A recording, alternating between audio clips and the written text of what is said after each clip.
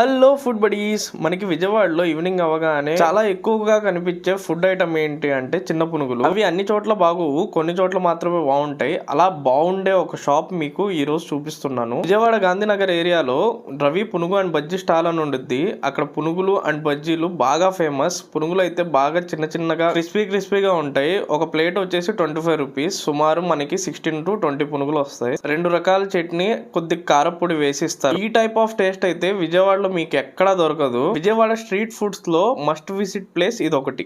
మీరు ఎప్పుడైనా విజయవాడ వస్తే ఖచ్చితంగా ఈ పునుగులు ట్రై చేయండి. రైల్వే స్టేషన్ దగ్గర నుండి ఒక హార్డ్లీ ఒక 1/2 కిలోమీటర్ ఉంటది. సేమ్ రవి పునుగుల పక్కనే హర్యానా బెల్లం జిలేబీ అని ఉండిద్ది. ఇక్కడైతే కచోరీలు అసలు టేస్ట్ అయితే చాలా అంటే చాలా బాగుంటాయి. దాంతో పాటు బెల్లం జిలేబీ అయితే ఇంకా నెక్స్ట్ లెవెల్ అని చెప్పుకోండి. ఎప్పుడన్నా మీరు ఈ ఏరియాకి వస్తే ఈ రెండు మాత్రం అసలు మిస్ కాకండి. విజయవాడ నుండి వైజాగ్ వందే భారత్ లో వెళ్ళినప్పుడు ఒక ఫన్నీ ఇన్సిడెంట్ జరిగింది. దాని గురించి నెక్స్ట్ వీడియోలో చెప్తాను.